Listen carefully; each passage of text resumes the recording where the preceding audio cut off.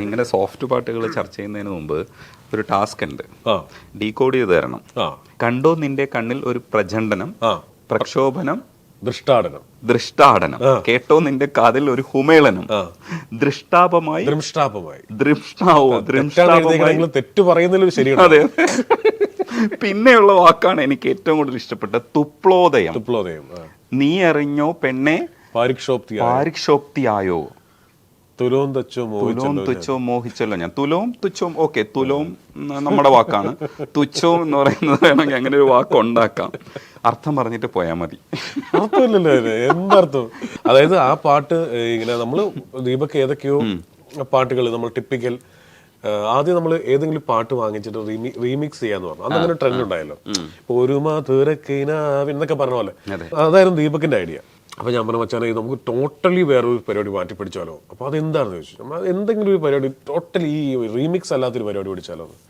അപ്പൊ എനിക്കും ക്ലാരിറ്റി ഇല്ല, ദീപക്കിനും ക്ലാരിറ്റി ഇല്ല.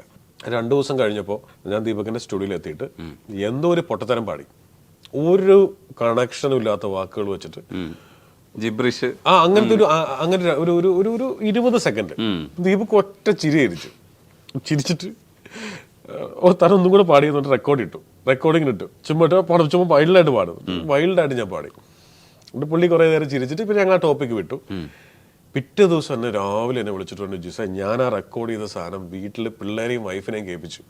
അവര് ചിരിയോട് ചിരിയായിരുന്നു. ഇത് വർക്കാണ്. മറ്റു പാട്ടുകൾ ഹിറ്റാവുമെന്ന് എനിക്ക് അറിയില്ല, പക്ഷെ ഇത് ഹിറ്റായിരിക്കും, 100% ഹിറ്റായിരിക്കും. സോ ഇപ്പൊ പറഞ്ഞില്ലേ അതുപോലത്തെ വാക്കുകൾ വെച്ച് മാത്രം ഒരു കുറെ സാധനം തന്നെ എഴുതിക്കൊണ്ടുപോവാം. അപ്പൊ ഞാൻ നിൽക്കാനെ വെറുതെ എഴുതാൻ പറ്റില്ല, ട്യൂൺ തന്നാൽ എഴുതാൻ പോകും. അങ്ങനെ ദീപക് അതുകൊണ്ട് ട്യൂൺ തന്നു. ഞാൻ വീട്ടിൽ പോയിരുന്ന് എഴുതി. അത് പിറ്റേ ദിവസം ഒന്നും മാറ്റിയിട്ടില്ല. ആ പാട്ടിൽ വരികളിലത്ത് ഒന്നും മാറ്റിയിട്ടില്ല. അതിങ്ങനെ ഭയങ്കര എൻജോയ് ചെയ്ത് അൻവർ സാദത്ത് അത് പാടിയിരുന്നത് ഭയങ്കര റെക്കോർഡിങ് അടിപൊളിയായിരുന്നു. പക്ഷെ അതില് തുലോം തുച്ഛവും എനിക്ക് ഭയങ്കര ഇഷ്ടപ്പെട്ടു കേട്ടോ. തുലോം തുച്ഛവും മോഹിച്ചല്ലോ ഞാൻ. എന്റെ അനുപല്ലവി ഒക്കെ അങ്ങനത്തെ സാധനങ്ങളിലാണ്. എന്താണ് റിപ്പബ്ലിക് ഡേയും നീയും ഒരു ഹോളി ഡേ ഇൻ അർമാദമോ എന്നൊക്കെ ഉണ്ടായിരുന്നു. ഭയങ്കര രസമല്ലേ ഈ ഹുക്ക് ലൈൻസിനെ കുറിച്ച് പറയുമ്പോഴേ. എല്ലാത്തിലും ഇപ്പം ഒരു നോക്ക് കാണുവാനല്ലേ, അലയും ഒരു കാറ്റിൻ ഇതളുകളായി, ആ സാധനമാണ് കാർത്തിക് നല്ല രസമായിട്ട് ചെയ്തിരിക്കുന്നത്. അതേപോലെ തന്നെ സജിനി എന്ന് പറയുന്ന പാട്ടില് പകലുകൾ തീരാതെ പുതുമഴ തോരാതെ എന്ന് പറയുന്ന സാധനമില്ലേ, അതാണ് ആവർത്തിച്ചിരിക്കുന്നത്. ഹുക്ക് ലൈൻസിന്റെ ഒരു പ്രത്യേകത, ഇന്നത്തെ സിനിമകൾക്കൊക്കെ ഹുക്ക് ലൈൻസ് വേണം. പക്ഷെ ഇതിങ്ങനെ ഹിറ്റ് ആവും എന്നുള്ളത് ഇപ്പം ഇവരൊക്കെ എങ്ങനെ തിരിച്ചറിയുന്നു എന്നുള്ളത് എനിക്ക് മനസ്സിലായിട്ടില്ല. ദീപക് ആണ് അത് ആദ്യം പറയുന്നത് കേട്ടോ. അതിപ്പോ ദൂരെ ദൂരെ വിണ്ണിലെ മണി താഴെ വന്നോ, മഴപാടും തുടങ്ങുന്ന ഹുക്ക് അതാണല്ലോ. അപ്പോൾ ഹുക്കുകൾ എപ്പോഴും നല്ലതായിരിക്കും എന്ന് എനിക്ക് തോന്നുന്നു. ഒരു പാട്ട് കുറെ കൂടെ ക്യാച്ച് ചെയ്യാനും, ഒന്നും നടന്നില്ലെങ്കിൽ ഒരു അവരോണം ഭയങ്കരമായിട്ട് നടക്കുമല്ലോ. ഒക്കെ ഇങ്ങനെ നിൽക്കുകയും അങ്ങനെ ഒരു സംഭവം ഉണ്ട്. ദൂരെ ദൂരെ വിണ്ണിലെ പറയുമ്പോഴൊരു രസമുള്ള ഓർമ്മ എന്ന് പറയുന്നത്, ഇത് നമ്മള് തലശ്ശേരി മുഴുപ്പിലങ്ങാട് ബീച്ചിന്റെ ആ പ്രദേശത്താണ് ഷൂട്ട് ചെയ്യുന്നത്. ഞാൻ ക്യാമറാമാനോട് പറഞ്ഞു, അലക്സ് ആണ് ക്യാമറ, ഞാൻ പറഞ്ഞു എനിക്കൊരു ഭയങ്കര ഒരു മാജസ്റ്റിക് വ്യൂ ആണ്, വളരെ മാജസ്റ്റിക് വ്യൂ എന്നൊക്കെ പറയില്ലേ, അതായത് ഇങ്ങനെ ആൾക്കാരിങ്ങനെ നോക്കി നിൽക്കുന്ന അത്രയും ഗ്രാൻഡിയർ ആയിട്ടുള്ള വ്യൂ. ആ വ്യൂവിലേക്ക് നടന്നു പോകുന്ന നായകനും നായികയും അവരുടെ ബാക്ക് ഷോട്ടിലായിരിക്കണം ഈ ദൂരെ ദൂരെ. അവിടെ കട്ട്സ് പാടില്ല, ഒറ്റ ഷോട്ടിങ്ങിനെ വെച്ചിട്ട് ഇങ്ങനെ പോകണം. ആ പുള്ളി പറഞ്ഞു, വേണോ ചേട്ടാ നമ്മൾ നിൽക്കുന്നത് ആഗ്രയിലോ താജ്മഹലിന്റെ മുമ്പിലോ അല്ല, അങ്ങനെ മജസ്റ്റിക് വ്യൂ വേണം, മുഴുപ്പിലങ്ങാട് ബീച്ചിൽ വേണം എന്ന് പറയുമ്പോൾ ഞാനിത് എന്ത് മജസ്റ്റിക് വ്യൂ ചെയ്യാനാണ്. അപ്പൊ ഞാൻ പറയടാ, സൺസെറ്റ് ഒരു മജസ്റ്റിക് വ്യൂ അല്ലേ. ഞാനൊരു സൺസെറ്റ് എന്നൊക്കെ പറഞ്ഞാൽ ഞാൻ അങ്ങനെ കാണുള്ളൂ, അല്ലെങ്കിൽ സൺറൈസ് എന്ന് പറഞ്ഞാൽ അങ്ങനെ കാണുള്ളൂ. മജസ്റ്റിക് വ്യൂ എന്ന് പറയുമ്പോൾ ആ മജസ്റ്റിക്കലി അത് ഷൂട്ട് ചെയ്യണം. അപ്പൊ സൺസെറ്റ് എന്നുള്ള സാധനം ഫിക്സ് ചെയ്തു. സൺസെറ്റിലാണ് ഒരു പാട്ട് തുടങ്ങണത് കേട്ടോ.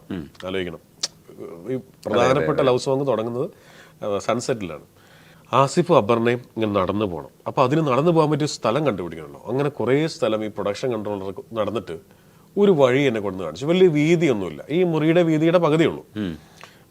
വീതി കുറഞ്ഞ 2 സൈഡും ഈ ചെത്തുകല്ല് കൊണ്ടുണ്ടാക്കിയ പോലത്തെ ഒരു വഴി. ആ വഴി, പക്ഷെ ഈ വഴി ഇങ്ങനെ നടന്നാൽ നേരെ കടലാണ്, സീംലെസ് കടലാണ്. അത് ബെഡ് ഇട്ട പോലെ കടൽ ഇങ്ങനെ കിടക്കുക, അറ്റം കാണാൻ വയ്യ. അവിടെ സൺസെറ്റിന്റെ സമയത്ത് കറക്റ്റ് പോയാൽ ഈ 2 വഴിയുടെ നടുക്ക് കടല്, അതിന്റെ അറ്റത്ത് മറ്റേ സൂര്യാസ്തമയം. അത് പൊളിക്കും. നമ്മളപ്പോൾ ഒരു കാര്യം ചെയ്യാം, ഒരു 3.5 മണിക്ക് തന്നെ പോയിട്ട് അവിടെ സെറ്റ് ആവാം, എടുത്തേക്കാം. ഞാനും അപർണയും ഒക്കെ ആയിട്ട് അവിടെ ചെല്ലുന്നു. അപ്പൊ ഇതാണ് വഴി. ഓക്കെ, ഇത് മതില്, ഇതും മതില്. ഈ മതിലിനോട് ചേർന്നൊരു 20-25 സെന്റുകളുടെ സ്ഥലത്ത് നല്ലൊരു വീടുണ്ട്, ഒരു പഴയ വാർക്ക വീടുണ്ട്. അപ്പം ഞാൻ പറഞ്ഞു, ഷടാ ഈ വാർക്ക വീട്ടുകാരുടെ ഭാഗ്യം. കാരണം എന്താ, നമ്മൾ റിസോർട്ടിലൊക്കെ പോയിട്ട് വേണ്ട ഇങ്ങനെ വ്യൂ കാണണമെങ്കിൽ, നമ്മളൊക്കെ വല്ലപ്പോഴും അല്ലേ കാണാറുള്ളൂ. ഇവർ രാവിലെ ഉച്ചയ്ക്കും വൈകുന്നേരം എണീക്കുമ്പോഴേ കാണുന്നതല്ലേ. അതായത് ഇവരുടെ വീടിന്റെ പുറകിൽ കടലാ, വേറെ ഒരു തടസ്സങ്ങളുമില്ല, നേരെ കടലാണ് ഇവരുടെ ഒരു മതിൽ എന്ന് പറയുന്നത്. ഞങ്ങൾ അവിടെ ചെന്നു. അപ്പോൾ അവിടെ അങ്കിളും ആൻറ്റിയും പുറത്ത് നിൽപ്പുണ്ട്. അപ്പം അങ്കിളും ആൻറ്റിയും പറഞ്ഞു, നിങ്ങൾ ഇവിടെ നിൽക്കണ്ട, അകത്ത് കയറി മേക്കപ്പ് ചെയ്തോ, ഇത് ഈ വീട് ഉപയോഗിച്ചോളൂ. അപ്പോൾ നമുക്ക് സന്തോഷമായി. കാരണം കൊള്ളാം, അന്ന് ക്യാരവണൊന്നും അങ്ങോട്ട് കയറൂല. അപ്പം ശരി, ഞാനും ആസിഫും അപർണയും എല്ലാവരും കൂടെ വീട്ടിലേക്ക് കയറിയിരുന്നു. അപ്പോൾ അങ്കിളോടും ആൻറ്റിയോടും കുറേ നേരം സംസാരിക്കുന്നു. അപ്പോൾ അങ്കിളുടെ മക്കളൊക്കെ എന്ത് ചെയ്യുന്നു, ഞങ്ങൾക്ക് ഒരു മോൻ ഇപ്പോൾ എറണാകുളത്താണ്. അവൻ ഈ മ്യൂസിക് ഡയറക്ഷൻ എന്നൊക്കെ പറഞ്ഞ് നടക്കുവാണ്. അത് ചോദിച്ചു, എന്താ പേര്? അവൻ ഇപ്പോൾ ദീപക് ദേവിന്റെ കൂടെ അസിസ്റ്റ് ചെയ്യുന്നുണ്ട്. എന്താ പേര്? സുഷിൻ ശ്യാം. സുഷിൻ ശ്യാമിന്റെ വീടാണ്. അയ്യോ, ഞാൻ ഇപ്പോഴും ഞാൻ ആ പാട്ട് കാണുമ്പോൾ ആലോചിക്കും, എടാ ഇവൻ മ്യൂസിക് ഡയറക്ടർ അല്ലെങ്കിൽ ഒരു ക്രിയേറ്റീവ്ലി ഒരാളാകും. കാരണം അങ്ങനെ ഒരു വീട്ടിൽ അല്ലാത്തൊരാൾക്ക് ജീവിക്കാൻ പറ്റില്ല. കാരണം ആയിപ്പോവും. അത്ര രസമുള്ള ടച്ച് വുഡ്, മാഷാഅല്ലാ, എന്നും അങ്ങനെ തന്നെ ഉണ്ടാവട്ടെ. അത്ര രസമുള്ളൊരു വീടും അത്ര രസമുള്ളൊരു ആംബിയൻസും ആണ്. ഏറ്റവും വലിയ എക്സൈറ്റ്മെന്റ് എന്ന് പറയുന്നത്, ഇന്ന് ഇവിടെ ഇരിക്കുമ്പോ ഈ പുഷ്പ 2 കണ്ടിട്ടുള്ള ഒരാളാണ് ഈ മുമ്പിൽ ഇരിക്കുന്നത്. അത് വേറെ ലെവലല്ലേ. നമ്മൾ കാണുന്നതിന് മുമ്പ് ഈ സാധനം നമ്മൾ ഇപ്പോ കാത്തിരിക്കുകയാണ്. അപ്പോ പുഷ്പ 2 കണ്ടിട്ട് മുമ്പിൽ ഇരിക്കുകയാണ്. അപ്പൊ ഒരിക്കലും ചോദിക്കില്ല, ഞാൻ ഒരു സീനും ചോദിക്കുന്നില്ല, ചോദിച്ചാലും പറയില്ല. പക്ഷെ അടിപൊളിയായിരിക്കില്ലേ? അടിപൊളിയായിരിക്കും. അതായത് മാസാണ്, ഭയങ്കര മാസാ പടം. ഞാനപ്പോൾ അതിന്റെ ഒരു ഇൻസ്റ്റാഗ്രാം വീഡിയോ ഞാനത് ഡബിങ് കഴിഞ്ഞപ്പോൾ ഇട്ടിട്ടുണ്ടായിരുന്നു. ഇനി ഒരു വീഡിയോ കൂടി ഇന്ന് പോസ്റ്റ് ചെയ്യാനുണ്ട്, ഫൈനൽ ചെയ്ത് തീർന്നു എന്ന് പറയുന്ന സാധനം കൂടെ.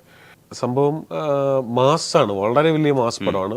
അവര് പുഷ്പ 1 ഉണ്ടാക്കിയതിനേക്കാൾ വലിയ ക്യാൻവാസും ഇത്തവണ കുറെ കൂടെ ഇമോഷൻസും കൂടെ ഉണ്ട്. കുറച്ചും കൂടെ ഇമോഷണൽ, കുറച്ചും കൂടെ ഫാമിലി ഒക്കെ ഉണ്ട് ഈ പടത്തിൽ. പിന്നെ ഓഫ് കോഴ്സ് ഞാൻ പറയുമ്പോൾ നമ്മൾ എപ്പോഴും രജനീഷ്, നമ്മളൊരു സിനിമ കാണുമ്പോൾ ഒരുമിച്ച് കണ്ടാലേ നമുക്കത് മനസ്സിലാവും. നമ്മൾ റീൽ വൈസ് ആണ് കാണുന്നത്. ഇങ്ങനെ ഓരോ റീൽ, ഇപ്പൊ 9 റീലുണ്ട് പടം. 9 റീലിൽ ഡ്യൂറേഷൻ ഉണ്ട്, എനിക്ക് തോന്നുന്നു 3.25-3.5 മണിക്കൂറുണ്ട് പടം. ആ ലെങ്ത് ഞാൻ പറയാൻ കാരണം ഇപ്പൊ നിങ്ങൾക്ക് അത് ബുക്ക് മൈ ഷോയിൽ നോക്കിയാൽ കാണാമല്ലോ. 9 റീലാണ് പടം. ഇപ്പൊ ഞങ്ങളുടെ തലവൻ എന്നൊക്കെ പറഞ്ഞ പടം 6 റീലായിരുന്നു. സോ ഓഫ് കോഴ്സ് ലെങ്ത് ഉള്ള പടമാണ്. പക്ഷെ ആ ലെങ്ത്തിനൊപ്പിച്ചുള്ള മേക്കിങ്ങും അത്രയും പണിയെടുത്തിട്ടുണ്ട് അവര്. പിന്നെ പുഷ്പ 1 ഹിറ്റ് ആയതുകൊണ്ട് ഒരു സ്ഥലത്ത് പോലും അവർ കോംപ്രമൈസ് ചെയ്തിട്ടില്ല. ഇങ്ങനെ നമ്മൾ എപ്പോൾ സ്ക്രീനിലേക്ക് നോക്കിയാലും 1000 പേര് സ്ക്രീനിലുണ്ട്. എപ്പോൾ നോക്കിയാലും 1000 പേര് മിനിമം സ്ക്രീനിലുണ്ട്. അങ്ങനെയാണ് നിൽക്കുന്നത്. വീടിന്റെ അകം കാണിച്ചാൽ പോലും ഒരു 10-250 പേര് വീടിനകത്ത് ബാക്കിലുണ്ട്. അങ്ങനെയാണ് ചെയ്തിരിക്കുന്നത്. ആ സ്കെയിലാണ് ചെയ്തിരിക്കുന്നത്. ആൾക്കാരെ കാണിച്ചുകൊണ്ട് മാസമാവണം എന്നല്ല ഞാൻ പറയുന്നത്. അത് ഞാൻ വിശ്വസിക്കുന്നില്ല. അതിനകത്ത് പിന്നെ പാട്ടുകൾ ഭയങ്കര രസമായിട്ടുണ്ട്. ഫൈറ്റ് ഉണ്ട്, ഒരു 15 മിനിറ്റുള്ള ഒരു ഇടിയുണ്ട്. 15 മിനിറ്റ് ഉണ്ട്, 15 മിനിറ്റ് കൂടുതലുണ്ട്.